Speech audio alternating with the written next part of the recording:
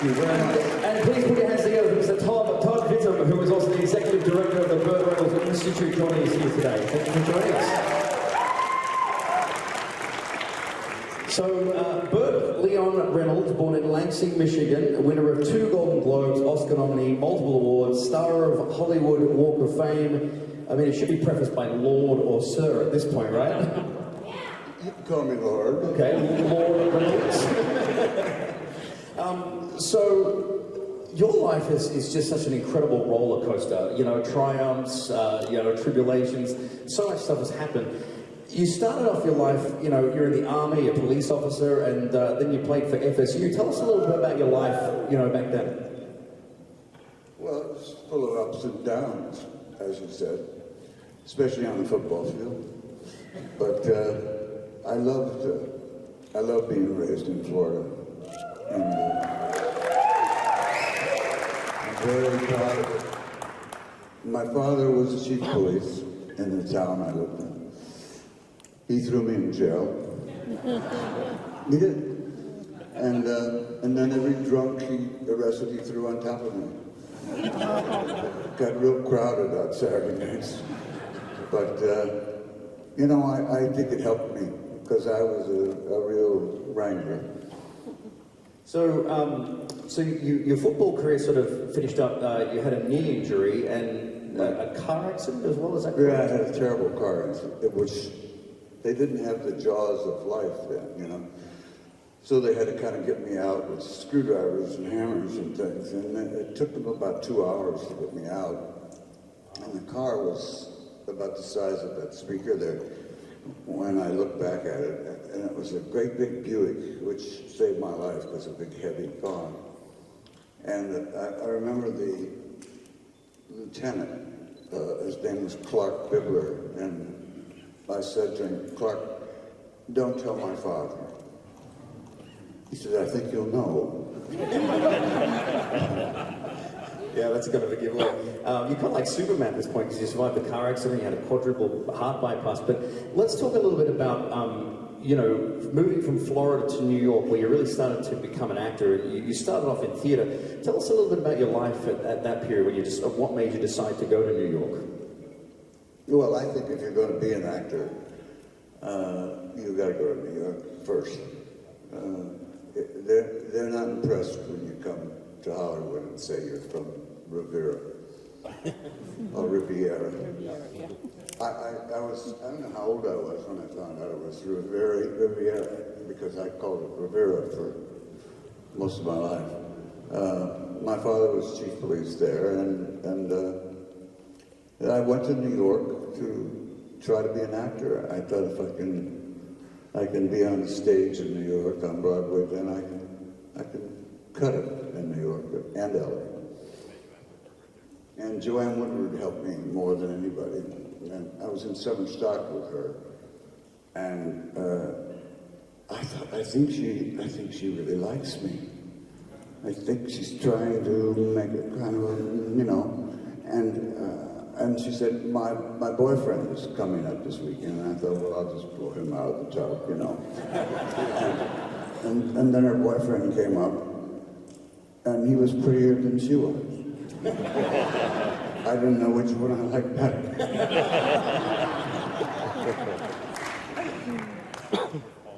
Yeah, his eyes were limpid pools of blue. Liquid pools of blue. Yeah. So you're doing Mr. Roberts with Charlton Heston, and around this time you start getting into film and television, and you sign your first TV contract. Right. Tell us a little bit about that. Well, when you sign a contract, in those days it was a 7-year contract, and it was $300 a week or something, and you're doing a lot of small parts and limping along and trying to learn how to act as you do it. And then I did a series called Riverboat, which was just about the worst series ever. And Darren McGavin, who I didn't like at all, and didn't like me worse, And it was tough because he was the star, and he kept telling me that every day. I'm a star. And I did that for 2 years, and then I just said to hell with it and left New York. And left LA and went back to New York, did another Broadway show. And that was the beginning of the good things that happened. I mean, if you can cut it on Broadway, you can do it anywhere. Yeah. It's definitely a slog in New York, and Broadway really separates the actors from the non-actors very quickly. So when you did Riverboat and then Hawk, Yeah. when did Deliverance come about? Right after Hawk, I went back to LA, and I met a man named John Borman, who had seen me on a talk show, on a chat show, as you say. Yeah. And he said, I'm looking for a guy who's in control of 4 guys. And I saw you on the Tonight Show in control. And you just took it away from Carson. And I said, well, I didn't take it away from him, but I tried. And he said, that's what I want. I want that kind of power on film. So he said, do you know John Boyd? And I said, no, I know his work. I love his work. Thank God I said that. And he said, well, he's in the next room. And he opened the door, and John came in, and we immediately liked each other, thank God. And it was, he's a wonderful, wonderful man. Just terrific guy. We're still great friends. That's great. And you were the very first actor to host Carson, because before that had been comedians and everything. You were the very first one. Yes, that's true. Yeah. And I loved it. Yeah. I loved hosting. It was great fun, and it was great training, as you know. You do that sort of thing. Yeah, absolutely. In fact, we did very close together. We did episodes of Burn Notice. You did season 4, episode 7, and I played a Russian on season 5, episode 11. Yes. So I missed you about that 20 episodes, but we're close. You are Russian, aren't you? Yes, I am very Russian. Yes.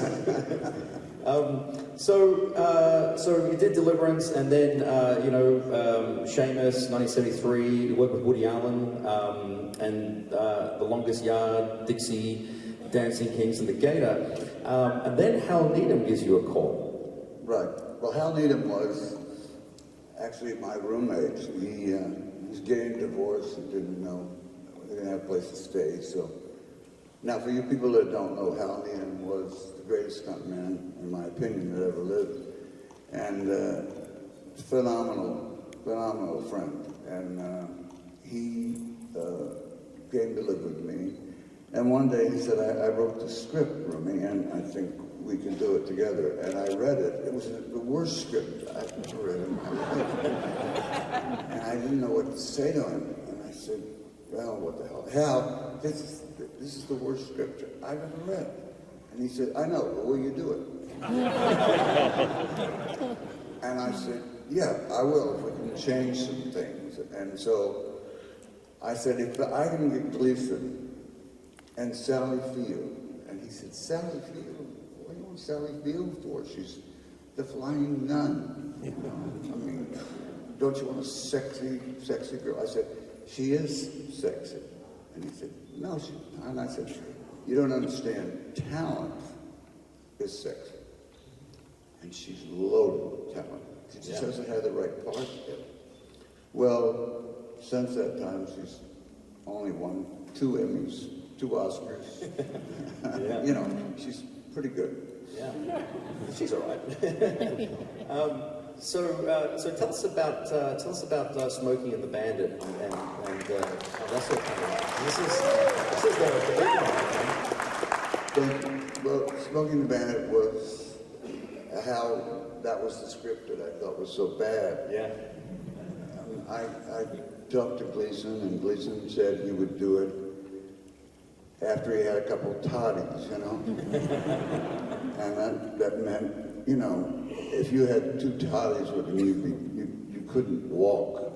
I mean, his toddies were amazing. And he always, by 11 in the morning, he was pretty well blitzed, you know. And I didn't know what he was going to say.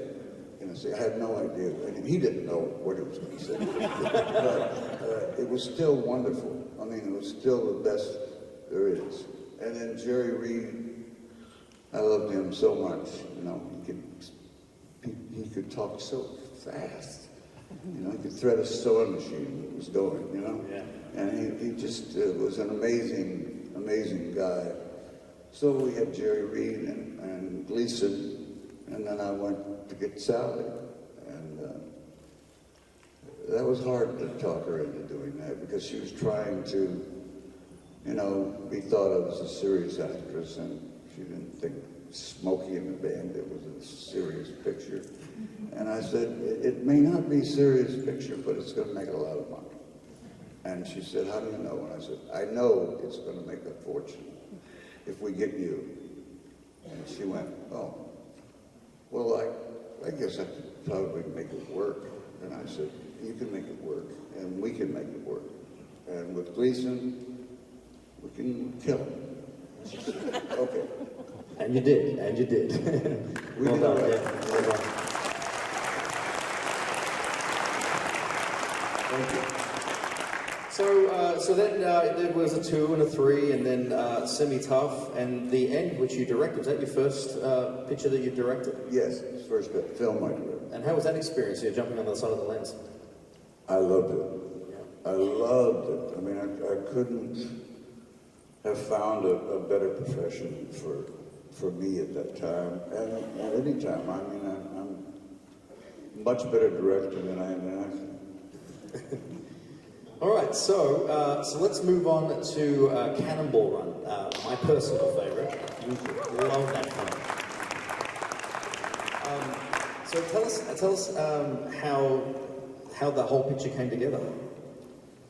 Well, I told Hal that we should get a bunch of people together and just improvise the whole film. And at that time, there really was a Cannonball Run. I mean, it still exists, where people race from LA to New York. And it doesn't matter, they have no permission from anybody. And if you get arrested, that's tough. You're thrown in jail, too bad. Yeah. So the idea is to go 110 until you see a cop and slow down. So we did it with a whole bunch of wonderful, wonderful actors. And we had so much fun making the film. And I think the audience could tell we were having a great time. And that makes a big difference. Yeah. At the very end of the film, when Don just lights up laughing, you know, like it's such a genuine laugh, you know, you Yes. can just really tell that you guys are really great friends. Yes. Well, he was irreplaceable. I mean, how do you replace Don DeLuise? You can't. There isn't another one around. He was amazing, just amazing, and the most wonderful guy. I mean, giving, wonderful, handsome guy. I laugh because I used to call him handsome all the time, and he would get the giggles. And I would step on his feet during the 2-shot, you know, when the camera was just shooting, and he would get the giggles again, but he couldn't say ouch because we were doing the take. He didn't want to ruin the take, but I was killing him, you know? And it was so much fun. So then a few more movies, Sharky's Machine, which you directed as well, and then The Best Little Whorehouse in Texas. Any fans of Best Little Whorehouse in Texas out there? What's a little bit about that film? Can't clap that loud. It looks like it's a setup. Well, you're working with Dolly Parton, for God's sakes.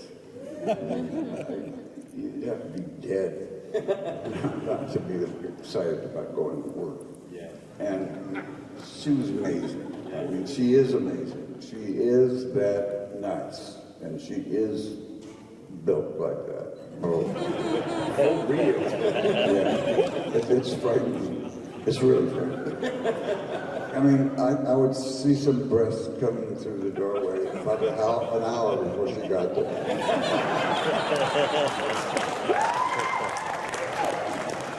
She's here.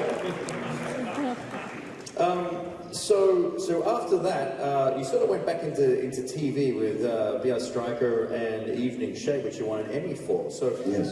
How was that going from back from film back to television? It's a lot different because you don't have the budget to do things or have as many takes but I love television. I had no problem going from movies to television and back to movies. I mean, if you're an actor, you act, and if the material's good and you're talking to Gleason, you better have your stuff together, Yeah. Because he's going to take everything but your shoes, So then you came back in the 90s, it was striptease and boogie nights. You came back swinging, and how did you like boogie nights? Well, it was great for my career because I got nominated and all that, but it was a tough film for me. I didn't like what we were doing, a film about pornography, and it wasn't my favorite subject, I wanted to do something a little more valiant than that. That makes sense. So let's talk about just a couple of the roles that you've passed on, which I think is the most fascinating thing. Do you have to do this? We don't have to. We don't have to. We don't have to rub the salt. My IQ is going to drop about 1,000. Go ahead. Han Solo.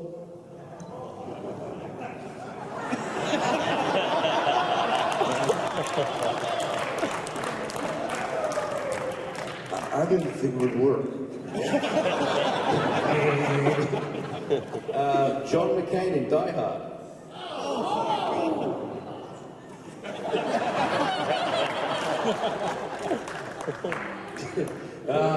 Kevin Kline's role in Soap Dish.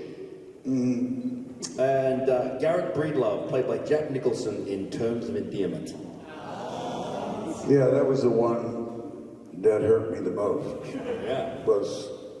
And I wanted to do that one, but I had promised Hal that I would do another picture with him. And thinking back on it, now Hal and I were so close that all I would have had to say was, let's put this off till I do this picture, because this is the best part I've ever been offered in my life. And I didn't, I said, no, I'll go ahead and do your picture and maybe they'll wait for me. Well, they didn't wait. They got this actor who was pretty good, who won the Academy Award, and he should have. So just, we'll go back to a positive before we throw it out for some questions, but back in '72, you were sexy. I'm a straight man, but you were sexy. Like, Cosmopolitan 1972, double page spread, my friend. That was, how was that? Cold. Yeah, I bet. Those are very cold. And you were one of the only men that's ever appeared on the cover of Playboy with Peter Sellers, is that correct? Yeah. Fantastic. All right, good. All right, guys, so we're going to open up to some questions now. If you'd like to have a question, come on over here. You're going to walk to here and you're just going to come to this microphone one at a time. Please keep your questions to questions and go for it. I'm the only one here, so I'm just going to do this. Please do. Well, hi, I'm Burt. How are you? I'm a huge fan of Deliverance. I'm the one that brought you that poster today, actually, but I think it's well regarded as an American masterpiece by a lot of people. It's one of my favorite films, I think, of all time. And one of the best films ever made, I think. I just wanted to hear you talk about the movie. just about, I know you've often sort of said that that meant a lot to your career. That was the most meaningful film that you had worked on. If you could just talk about your experience on that, maybe something that you really enjoyed about it, or some difficulties, or maybe what that meant to you as an actor at the time. It was the best film that I made, I think. And John Borman was the best director I ever worked with. And I had my friend John Voight, who was Fantastic. fabulous. It did great. Made a lot of money, and it was a very scary subject. A lot of people were turned off by the subject matter, but I think it's my best work. And, I don't know. It's hard to say what your best work is, because actors are strange animals anyway. They think every picture is their best work. Or they're their best work. Most of them are not modest like I am. And in that movie, you actually got to a certain point, and then your character was driving the film and leading the film, and then all of a sudden you have an injury, and then you're just taken out. You're someone who led this group, and then all of a sudden you're hurt. How was that for you? I mean, you had to put this huge performance together, and then all of a sudden kind of John Boyd took it over. How was the rest of that shoot? Well, it's interesting that you said it that way, because you're absolutely right.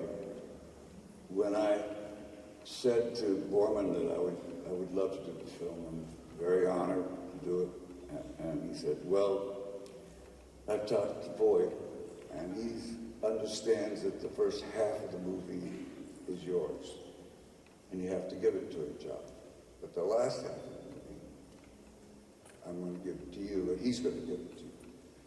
And he's such a generous actor, wonderful, wonderful friend. And that's exactly what happened. He gave it to me, and I think I took it. And then we got to the middle of the film, and I was laying in the bottom of the boat, screaming and hollering, and it was his from then on. Thank you so much. Thank you so much.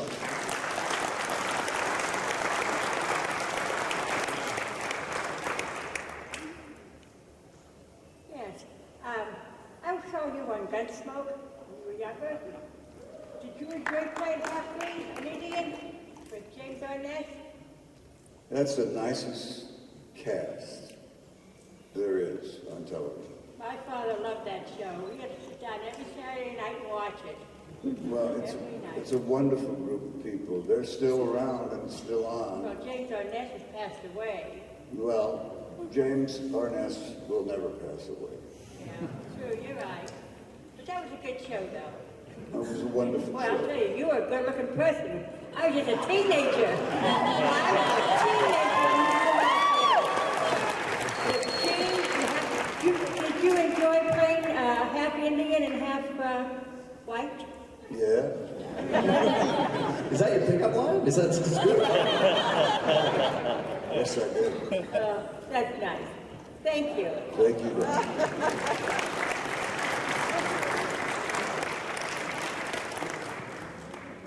Hello, I'm also a huge Deliverance fan. I kind of want to ask what it was like doing your own stunts in the film, and also what was the mood like on set with the rape scene that, was such a big The mood controversy. of the cast on you mean? Yes. We all were very cognizant of the fact that it was a dangerous film to make in terms of how it would do. And I've never been on a film where when you come on a set, it was almost a sense of reverence, quietness, in the sense that we're all walking on eggshells here, and this film could be great, and it could be the end of our careers, because why would you want to do a film like that? And they were fabulous actors that I worked with, and I can't say I loved making the film, because it was a dangerous film to make, but Didn't you get injured in a canoe raft Yes. trip? Yeah, it was 3 times that I almost drowned. And I know about 3 times that John damn near drowned. We would save each other's lives, you know. I mean, that's why Voight and I are still so close. That a film like that, it's like going through the war together. I understand why guys that have been in a war together feel so close. When you're in that kind of danger every day, you get in this canoe and go down this river that nobody should have gone down in a canoe. I mean, it was crazy.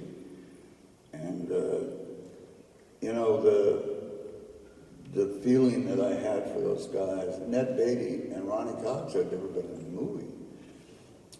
And can you imagine that they thought this is the way people make movies? I mean, they actually throw you off the cliff. They almost drowned you. I mean, and I'm very close to them, obviously. I mean, that's what happens on the film. Ned Beatty should have won an Academy Award, definitely.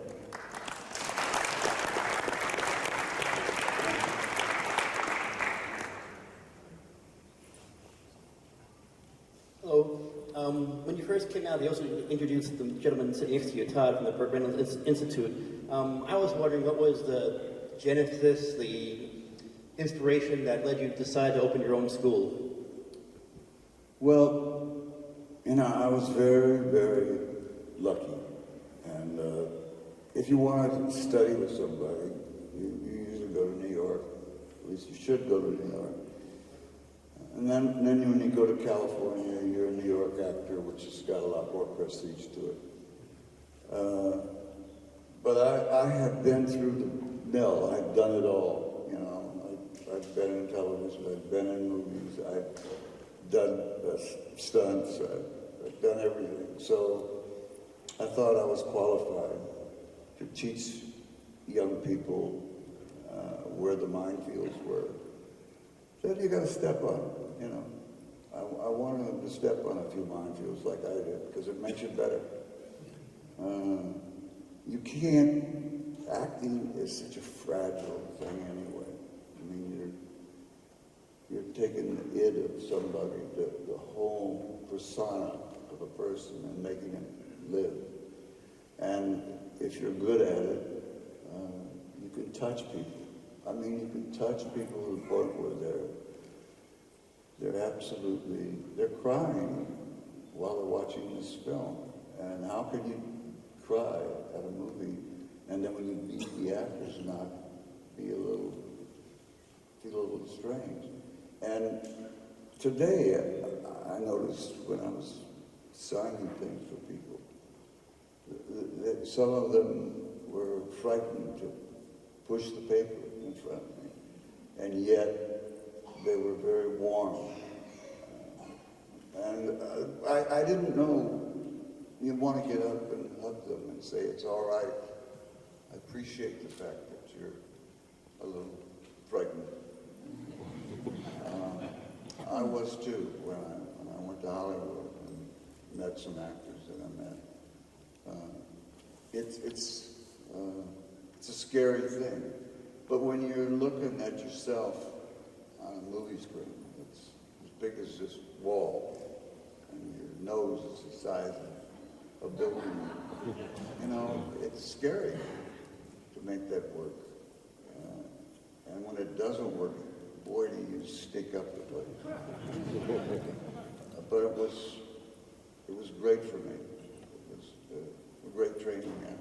I mean, I think, as far as acting is concerned, I've been to the mill, but I came out the other side, and I'm ready to tackle anything. Not Shakespeare, but anything with Shakespeare.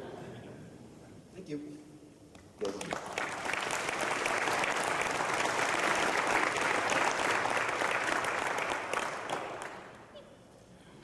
I adored Smokey and the Bandit, of course. So I wanted to know what's the fastest you ever got to drive the Trans Am?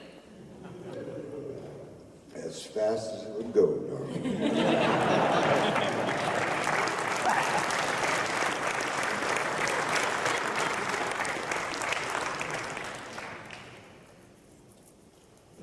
Mr. Reynolds, first I'd like to say it's an honor to be up here speaking with you, but when we were up getting our picture with you, you mentioned that you roomed with Dick Howser. Yes. And I'm not the biggest Yankees fan, but he was also the coach of the Kansas City Royals, so I figured it'd be a relative question. Did you meet him at FSU? No, I met him in the 7th grade. And we were friends, close friends. The 7th, 8th, 9th, 10th, 11th, and 12th grade. And I signed with the University of Miami when the season was over, and Dick was going to Florida State. And he said, I'm going to Florida State, you want to go up there with me? And I just go up and sign. And I went, yeah, I'll go up there with you. And I went up, and the coach was a guy named Tom Nugent, who could sell anybody anything. And he said to me, I don't know why he thought I would be interested in this, but he said, you know, there's 8 girls here for every guy. And I said, I know where I can go to school and get a hell of an education.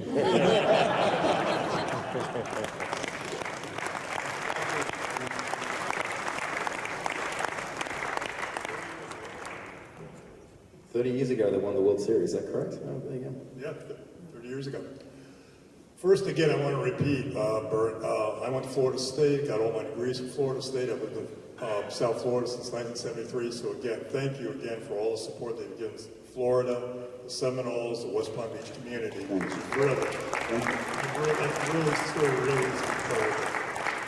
And just as a moment of inspiration for all of us, is it true, I've heard this legend, but I need to get it straight from you. Is it true that you and Clint Eastwood got fired on the same day?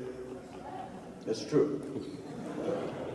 We both were called up to the president's office. And they said to Clint, you talk too slow. Your tooth is chipped and you won't get it fixed. Your Adam's apple sticks out too far. We're going to have to let you go. And I said, well, why are you firing me? And they said, you can't act. So we were walking, I remember his truck. We were walking to his truck. And I said, you know, you're in a hell of a trouble. And he said, why? And I said, well, I can learn to act. You'll never get rid of that Adam's apple.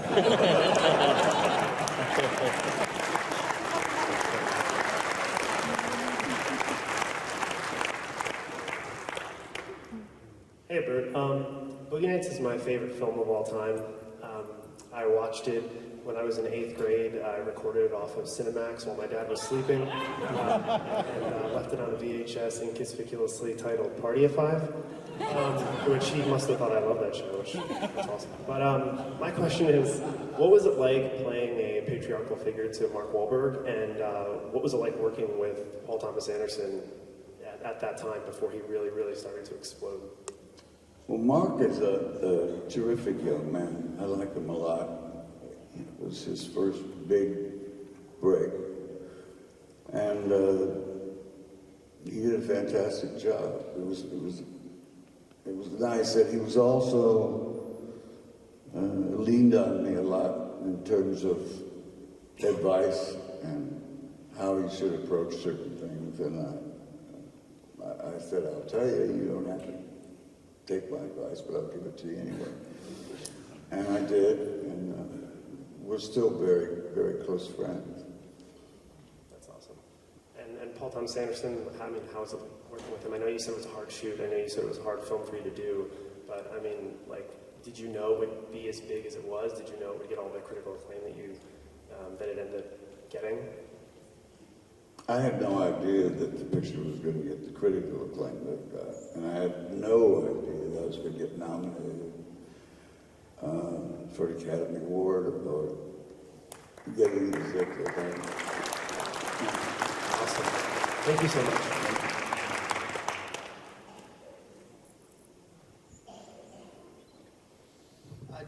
I just want to say that Smokey and the Bandit really changed my life. It's just so funny. It's my favorite movie of all time. And I actually have two questions, but probably only have time for one. In the beginning of the movie, when Pat McCormick and Paul Williams walk up in those awful blue suits, and you raise your hat up and you give that laugh, that sounded like an honest to God laugh, not like it was in the script or anything. Was it just really that funny to look at? If you walked in here now in that suit, you'd hear that laugh from Gavin. Paul was about this tall, and he was working with a guy who was 6'7". And so the two of them together was very strange, and they dressed alike, Paul is so talented. I mean, the songs that he's written are amazing, and touching, will be around forever. And he's a funny little guy, fun to be around. A wonderful actor, and with that kind of comedy, he was wonderful. I think the two guys were perfect for the parts they played. It was, the whole cast, Hal did a great job casting it like that. Thank you. Thank you. Thank you. And we have time for one more question. Hey, Burt, my name is Christian from West Palm Beach. I wanted to say Dr. Rich, Dr. Glenn says hello from Health Doctors. My question is, my favorite movie of all time is, Cannonball 1 and 2. When you play with Don Reeves, and the outtakes. Was it during the shooting of the movie? Was it like a real party? Yeah, it was. It wasn't. We shouldn't have been paid. I mean, it was just taking money for having the best time of your life. I'd take the money anyway, but it was a wonderful, wonderful time, and a wonderful bunch of people. I mean, the people that were in the movie that did the movie all said to me at one time or another, I didn't want to do this picture, but I'm glad I did. This is the best time I've ever had.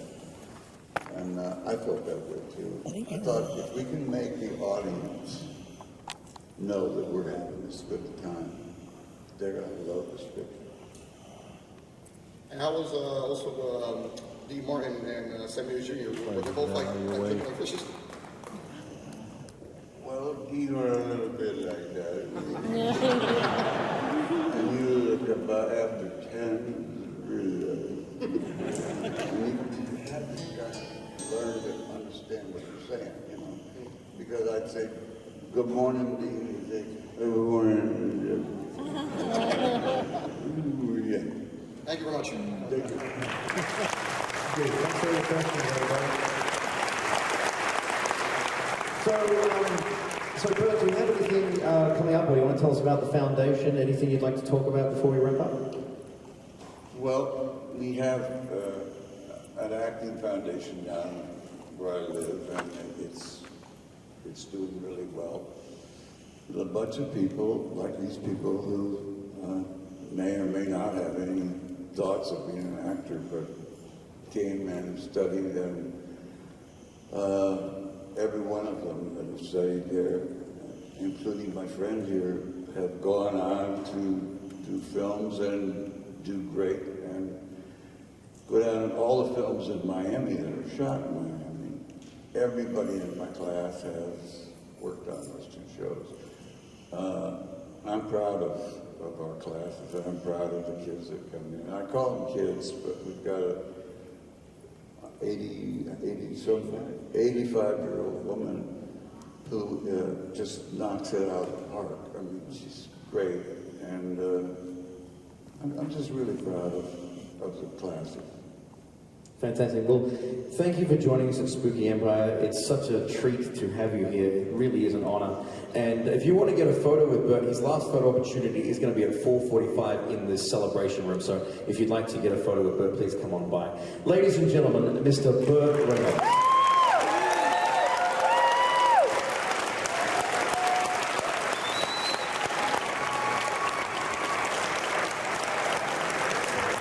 And before we go, we do have a Spooky Empire tradition. We're just going to come down here a little bit and we're going to do a selfie with everyone. So come forward. If you'd like to be in our selfie, come on forward.